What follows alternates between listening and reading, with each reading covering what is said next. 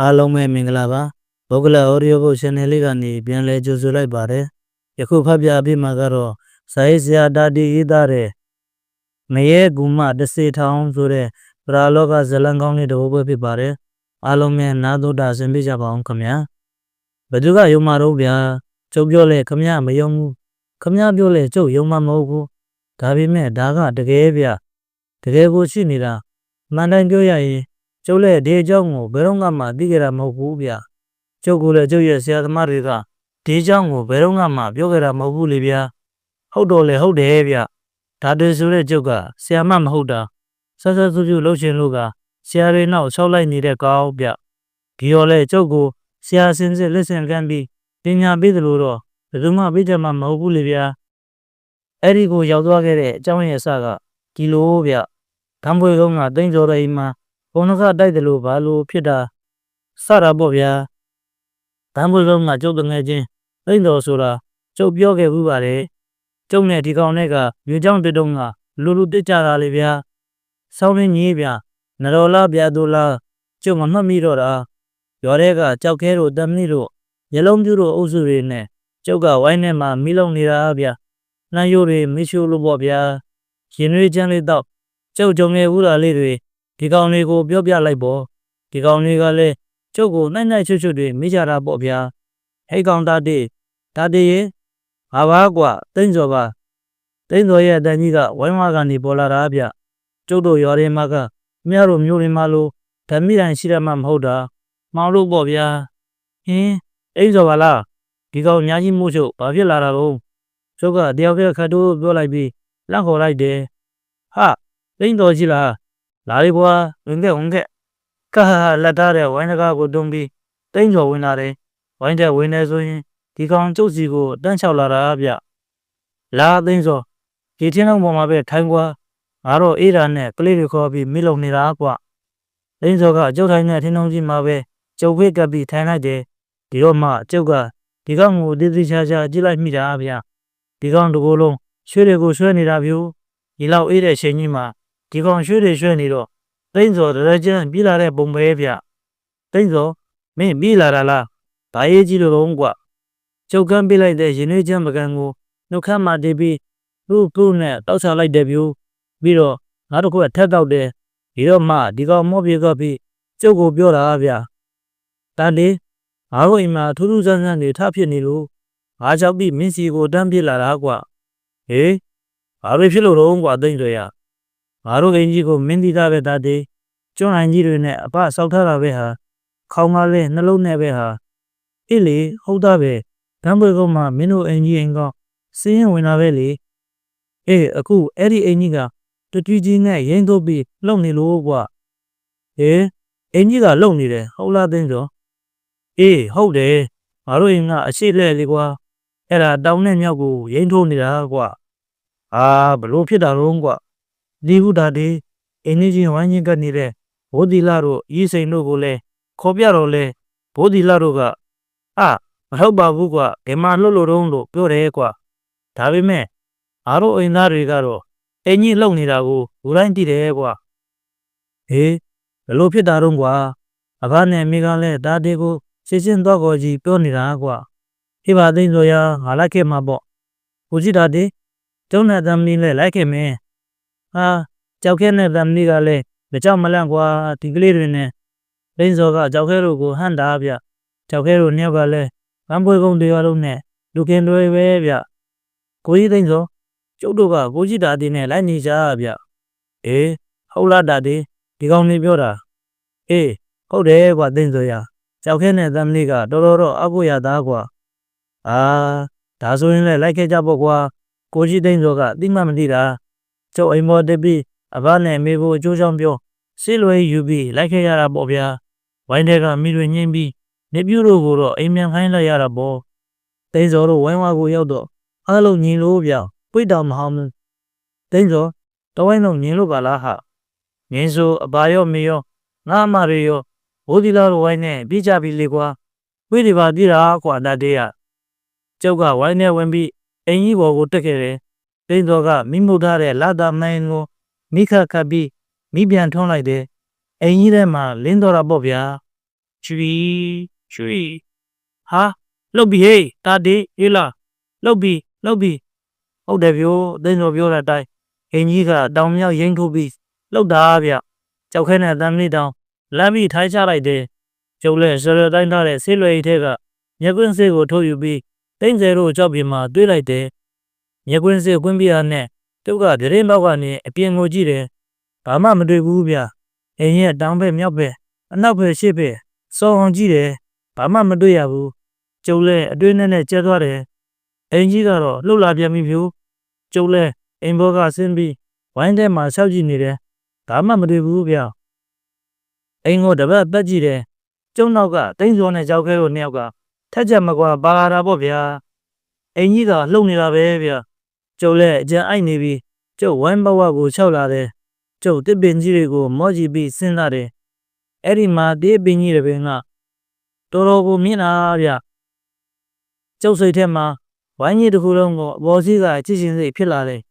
လာရောင်ဩဝါလေးရဲ့အကူကြီးကိုယူပြီးကျုပ်တစ်ပင်ပေါ်ကြီးကိုတက်ခဲ့တယ်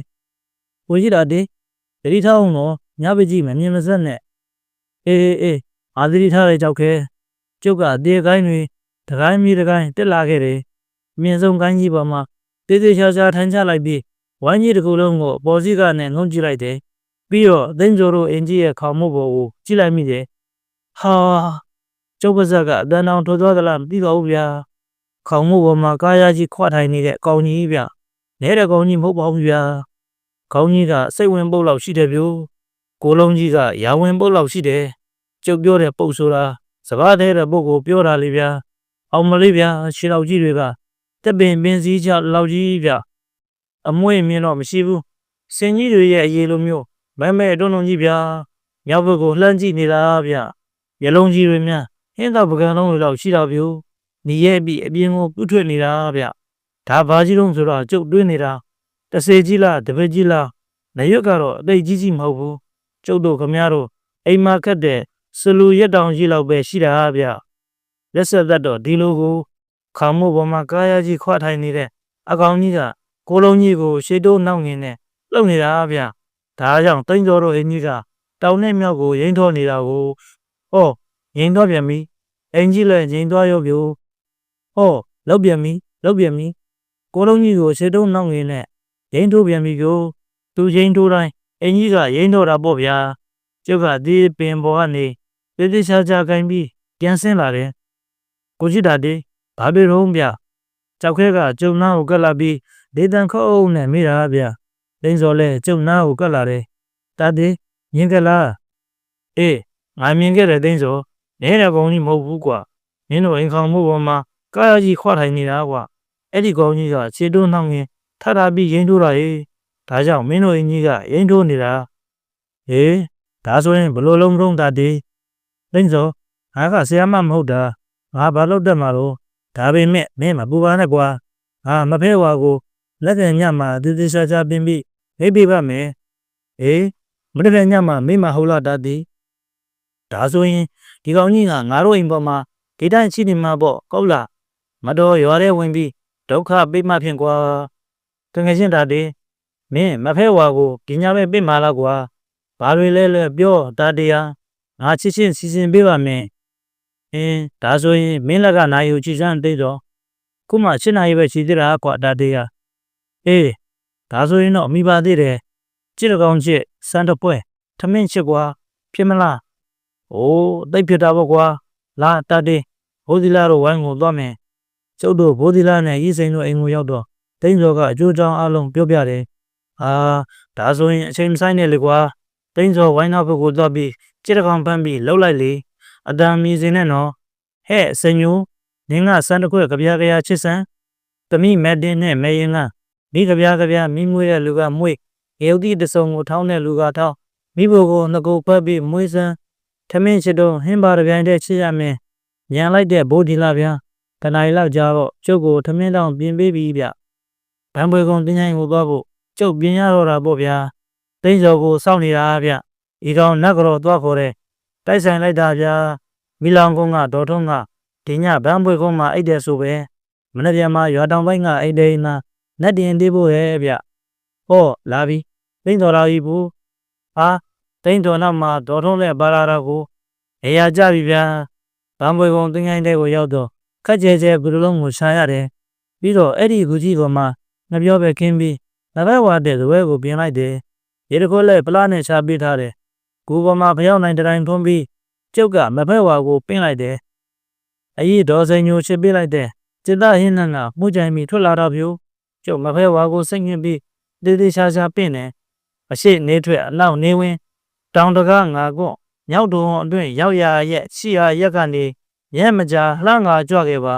တင်းញိုင်ချင်းမမဖဲဝါဗျာထနောင်းကုန်းကကျုပ်သားသေးပင့်ဖိတ်ပါတယ်ဒေါ်ထုံးကဒီအလုပ်ကိုကျုံနဲ့လုံးနေကြဆိုတော့ရော့စရာမလိုတော့ဗျာကိုရှိမှသပင်ပြေချပြီးကျုံလေးထိုင်နေတယ်လောက်ကလေးချီလို့ပေါ့ဗျာအော်မဖဲဝါရောက်လာပြီဗျိုဒေါ်ထုံးကခြေလက်တွေကိုယ်ကောက်ပြီး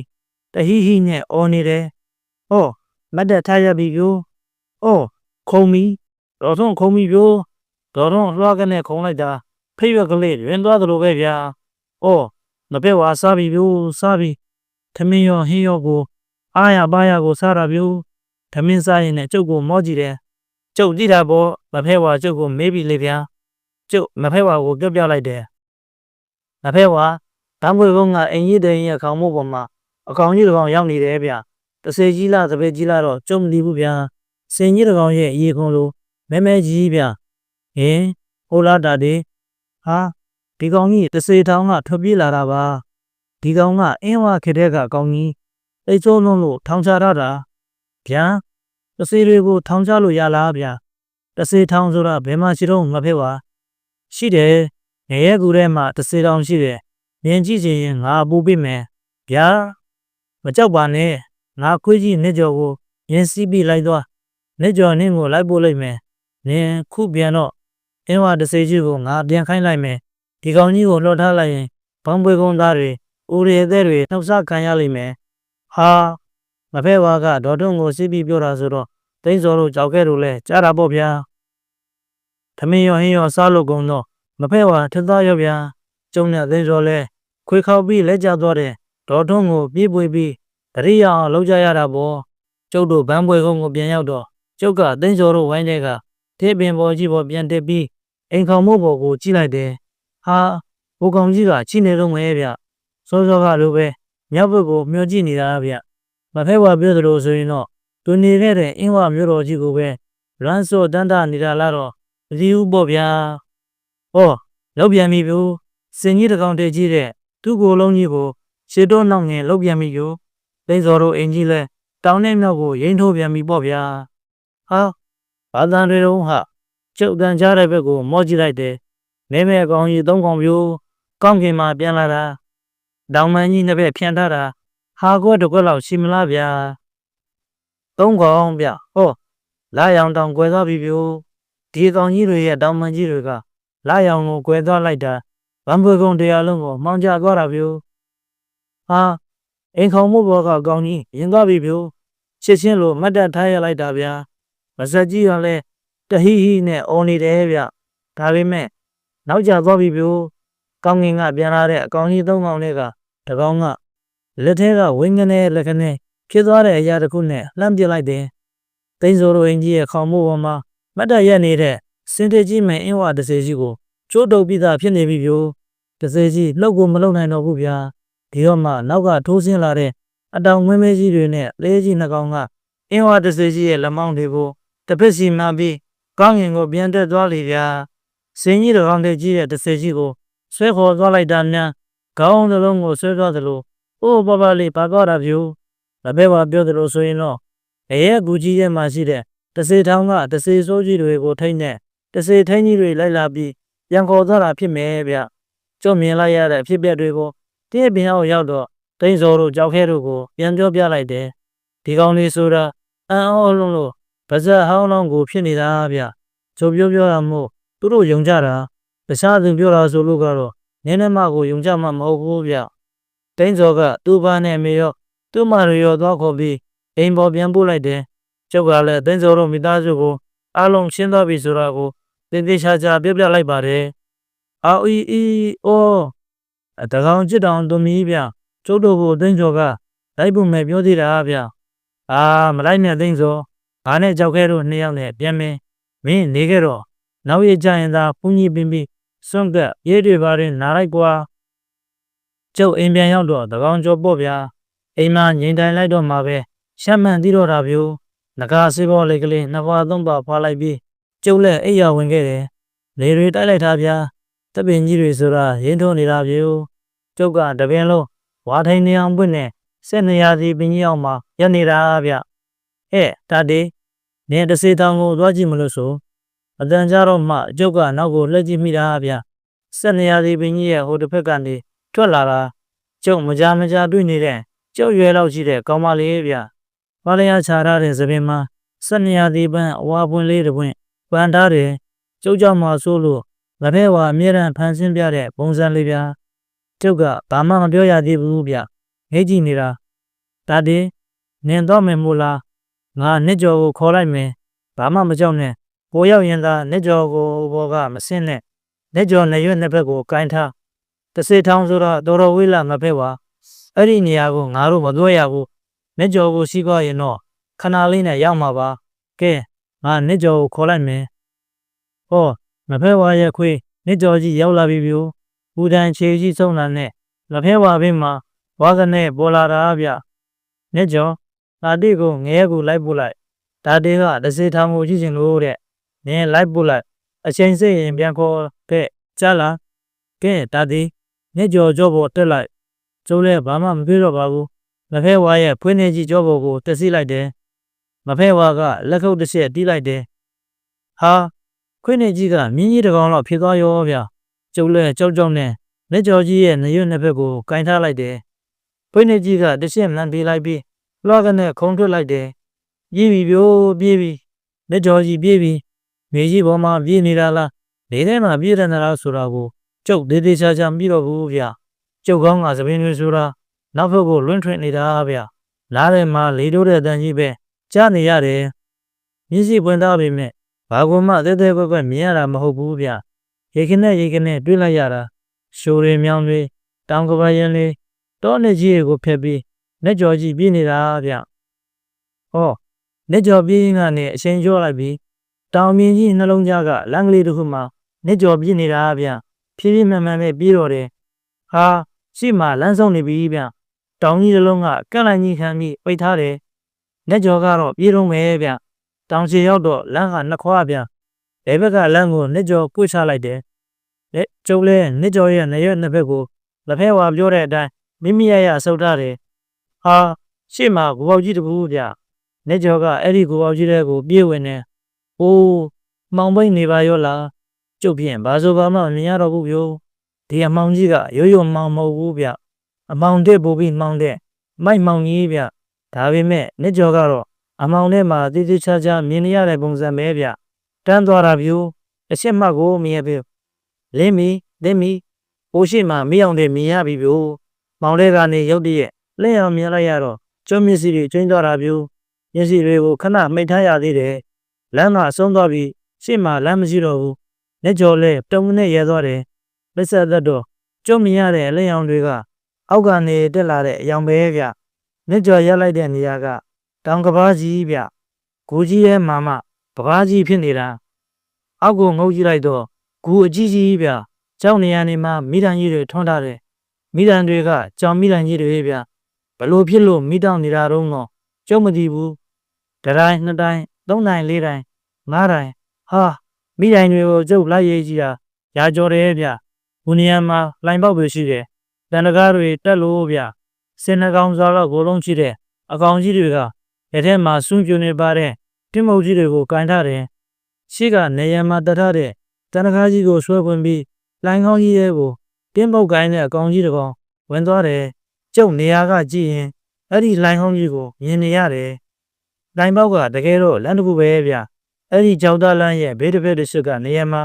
တန်တကားတတ်ထားတဲ့အချုပ်ခန်းကိုအခန်းတွေရှိတာဗျလမ်းကအခြေကြီးဗျအထက်မှာချုပ်ခန်းတွေဘယ်လောက်ရှိသလဲဆိုတော့ကျုပ်မသိဘူးဗျကြောက်လန်းတစ်ချောင်းမှလဲကြောင်မိတိုင်းတွေထွန်းထားတာလင်းထိန်နေတာဗျို့ချုပ်ခန်းတစ်ခန်းကိုတကားပွင့်ပြီးအထက်ကမဲအကောင်တစ်ကောင်ကိုဆွဲထုတ်လာပြီဗျို့အဲ့ဒီအကောင်ကိုဆွဲခေါ်လာတဲ့အချိန်မှာနောက်တဲ့တစေထိုင်းကြီးနှစ်ယောက်က ပြေးပြီးတစ်ဖက်တစ်ချက်ကညှက်ပြီးချုပ်လိုက်တယ်ကြောက်ပြားကြီးတစ်ချက်ပေါ်ကိုခေါ်သွားပြီဗျို့ကြောက်ပြားကြီးပေါ်မှာတိုင်ကြီးနှစ်တိုင်ရှိတယ်ဗျကြောက်တိုင်ကြီးတွေဗျို့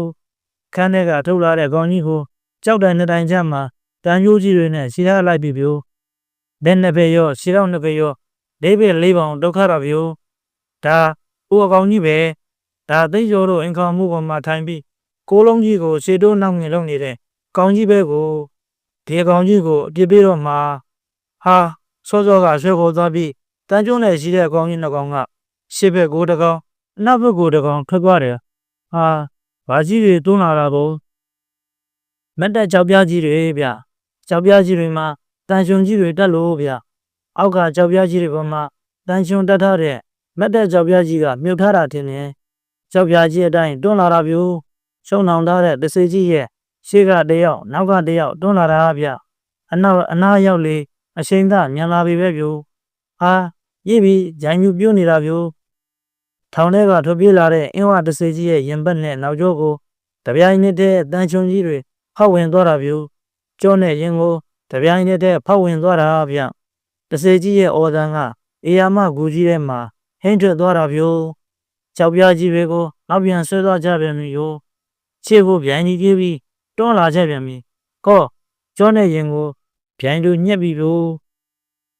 တဆေကြီးရဲ့အော်ဒန်ကဘူကြီးထဲမှာလွှမ်းသွားရောဗျဘူကြီးကကျုပ်စိတ်တင်ပြောရရင်ကျုပ်တို့ရွာထနောင်းကုန်းရဲ့သိန်းစော်တို့ရဲ့ဗန်းပွေကုန်းရဲ့